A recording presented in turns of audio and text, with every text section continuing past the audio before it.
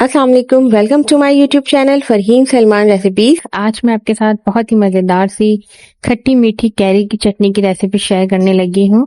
मज़ेदार खट्टी मीठी चटनी बहुत ही आसानी से और जल्दी से बनने वाली डिश है।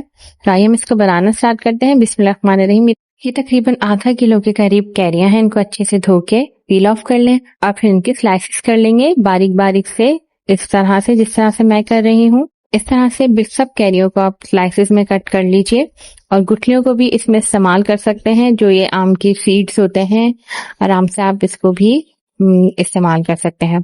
सब कैरियों को स्लाइस में कट कर लें और आम की गुठली को तरह से कि जब आप कट करें तो इसमें थोड़ा सा जो कैरी का गूदा है वो लगा रहने दें, तो ये बहुत मजे की लगती है जब ये पक जाती हैं। कुकिंग की तरफ आते हैं। सबसे पहले एक कुकिंग पॉट लेंगे, उसमें तकरीबन 2 टेबल स्पून के करीब हम ऑयल ऐड करेंगे, कुकिंग ऑयल, और तकरीबन 5 से 6 अदद गोल वाली साबुत लाल मिर्चें ऐड करेंगे और इनको हल्का सा कड़कड़ाएंगे। साथ ही 1 टीस्पून के करीब जीरा ऐड करेंगे और 1 टीस्पून के करीब कलौंजी ऐड करेंगे। कलौंजी इसमें बहुत जबरदस्त फ्लेवर देती है और इसीलिए इसको खट्टी मीठी कलौंजी की चटनी कहा जाता है। अब इन तीनों चीजों को तकरीबन 2 से 3 मिनट तक हम अच्छे से कड़कड़ाएंगे ऑयल के साथ, ताकि इनका फ्लेवर जो है वो अच्छे से तेल में आ जाए। अब जो कैरियां कट करके रखी थी वो इसमें ऐड कर देंगे। साथ ही गुठलियां भी अगर आप यूज करना चाहें तो कीजिए, वरना स्किप भी कर सकते हैं, गुठलियां ना डालें। अब इसको अच्छे से 2 से 3 मिनट तक हम ऑयल में मिक्स करेंगे ताकि कलौंजी, जीरा, गोल वाली मिर्चें अच्छे से मिक्स हो जाएं कैरी के साथ। अब हम इसमें गुड़ ऐड करेंगे। आप चाहें तो चीनी भी ऐड कर सकते हैं। ये तकरीबन 1 कप गुड़ है और ये मैंने अच्छे से कूट लिया है, इसको हम ऐड कर देंगे। चीनी भी ऐड कर सकते हैं और ये इसकी जो मिकदार है वो आप अपनी कैरियों की खटास के मुताबिक कीजिएगा कि कैरी कितनी खट्टी है, तो उसके हिसाब से हम इसमें चीनी या फिर गुड़ ऐड करेंगे। मैंने 1 कप गुड़ ऐड किया है और साथ ही तकरीबन ½ कप के बराबर हम इसमें पानी ऐड कर देंगे ताकि गुड़ जो है मेल्ट होना स्टार्ट हो जाए और कैरियां भी पकें अच्छे से। बिल्कुल हमें कैरियों को सॉफ्ट कर देना है। तकरीबन 1 मिनट में ही जो है गुड़ मेल्ट होना स्टार्ट हो जाएगा।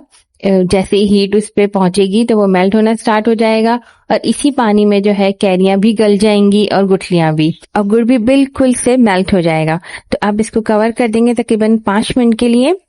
5 मिनट के बाद देखें जो है हल्का हल्का सा जो है ये, और बिल्कुल लो फ्लेम पे हमें ये सब काम करना है ताकि पानी ड्राई ना हो और जो है कैरियां बिल्कुल से गल जाएं।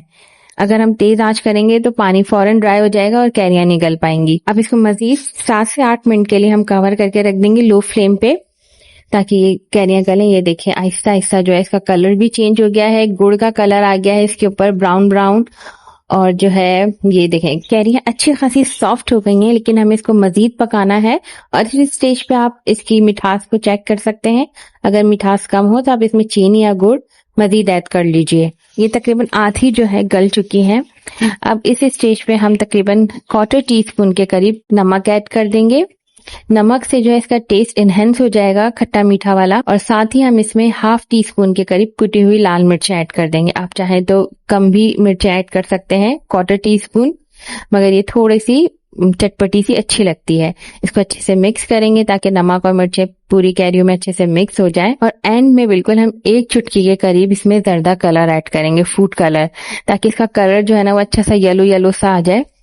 ये देखें अब इसका कितना जबरदस्त सा कलर हो गया है। ये ऑप्शनल है, आप ना ऐड करना चाहें तो ना कीजिए। अब इसको कवर करके मजीद 5 मिनट के लिए कवर करके रखेंगे ताकि कैरियां जो है बिल्कुल से गल जाएं। 5 मिनट बाद देखें ये अच्छे से गल गई हैं, कैरियां बिल्कुल से सॉफ्ट हो गई हैं और एक बहुत ही मजेदार सी खुशबू जो है ना वो आ रही है। अब ये देखें ये कैरियां बिल्कुल गल गई हैं, बिल्कुल सॉफ्ट हो गई हैं, चटनी बिल्कुल रेडी है और ये गुठली भी बिल्कुल से जो इसका गूदा है वो बिल्कुल गल गया है। चटनी बिल्कुल से रेडी है। अच्छा, आप इसकी कंसिस्टेंसी अपने हिसाब से भी एडजस्ट कर सकते हैं। आप चाहे तो इसको मजीद तेज आंच करके पका लें, लेकिन ये ठंडी होने के बाद मजीद गाढ़ी हो जाती है। ये देखें अब इसकी कंसिस्टेंसी बिल्कुल ठीक है, आप इसको मजे से एंजॉय कर सकते हैं। अब इसको ठंडा कर लें और किसी भी ग्लास जार में भर के आप इसको फ्रिज में रखें और एंजॉय कीजिए। ये देखिए मजेदार सी जो है खट्टी मीठी कैरी की चटनी रेडी है। आप इसको ब्रेकफास्ट में पराठे के साथ एंजॉय कीजिए, लंच में खाइए या डिनर में। ये बहुत ही मजेदार लगती है और बहुत खट्टी मीठी सी होती है ये, और गर्मी के मौसम में ये बहुत मजेदार लगती है। आप इसके ऊपर थोड़ा सा खोपरा स्प्रिंकल कर सकते हैं और पांचों मगज। साथ ही आप चाहें तो इसमें कुछ किशमिश भी ऐड कर सकते हैं। ये देखें कितनी जबरदस्ती बनी हुई है और बिल्कुल से जो है कैरी मेल्ट हो जाएगी आपके मुंह में जब आप इसको पराठे के साथ या फिर चपाती के साथ एंजॉय करेंगे। तो ये बहुत ही मजेदार सी चटनी है। आप भी खाइए, अपने घर वालों को भी जरूर बना के खिलाइए और कमेंट्स में मुझे जरूर बताइए कि आपको ये चटनी कैसी लगी। गर्मी के मौसम में जब कुछ खाने को दिल न करे तो निकालिए ये मजेदार सी खट्टी मीठी चटनी फ्रिज से और फिर एंजॉय कीजिए। मुझे दीजिए इजाजत। अल्लाह हाफिज।